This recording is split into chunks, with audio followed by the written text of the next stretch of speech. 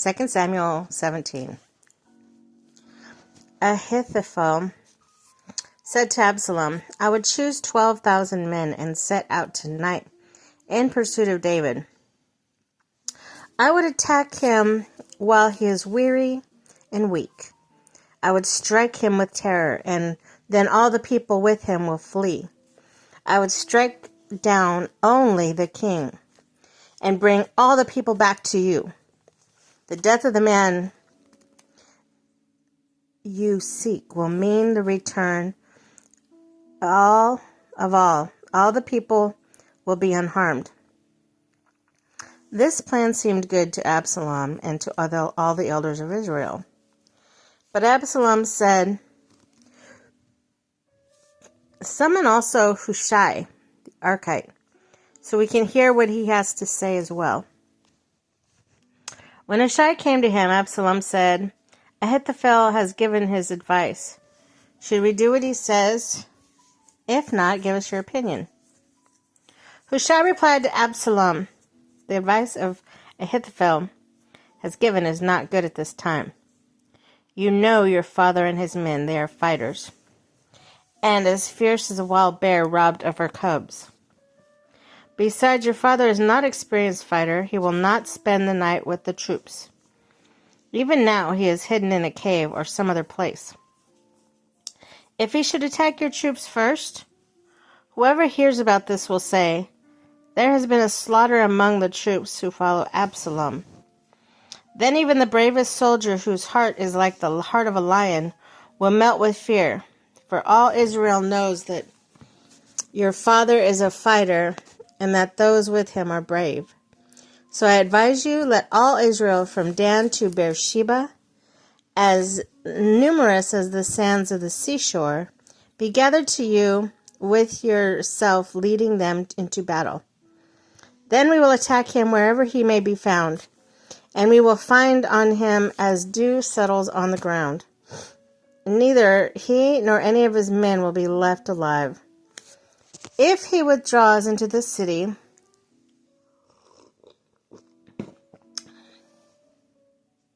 then all Israel will bring ropes to that city, and we will drag it down to the valley until not so much as a pebble is left. Absalom and all the men of Israel said, the advice of Hushai, the Archite, is better than that of Ahithophel. For the Lord has determined to frustrate the good advice of Ahithophel in order to bring disaster upon Absalom. Hushai told Zadok and Abiathar, the priests, Ahithophel has advised Absalom and the elders of Israel to do such and such, but I have advised them to do so and so. Now send a message at once to tell David, do not spend the night at the fords in the wilderness, cross over without fail, or the king and all the people with him will be swallowed up. Jonathan and Ahimaaz were staying at En-Rogel. A female servant was to go and inform them. And they were to go and tell the king David, for they could not risk being seen entering into the city. But a young man saw them and told Absalom. So the two of them left at once and went to the house of a man in Bahurim. He had a well in his courtyard, and they climbed down onto it. His wife took a covering and spread it out over the opening of the well and scattered grain over it. No one knew anything about it. When Absalom's men came and the women at the house, they asked, where are Ahimaaz and Jonathan? The woman answered them, and they crossed over the brook. The men searched, but found no one. So they returned to Jerusalem. After they had gone, the two climbed out of the well and went to inform King David. They said to him, set out and cross the river at once. Ahithophel has advised such and such against you. So David and all the people with him set out across the Jordan. By daybreak, no one was left who had not crossed the Jordan. When Ahithophel saw that his advice had not been followed, he saddled his donkey and set out.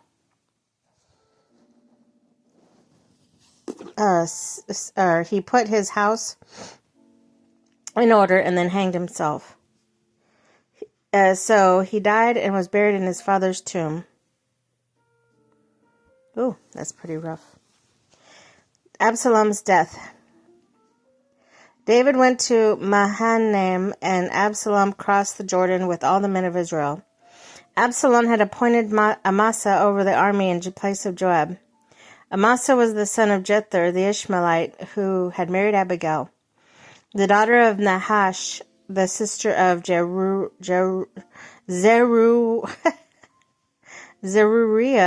the mother of Joab. The Israelites and Absalom camped at the land of Gilead. And David came to Mahanaim.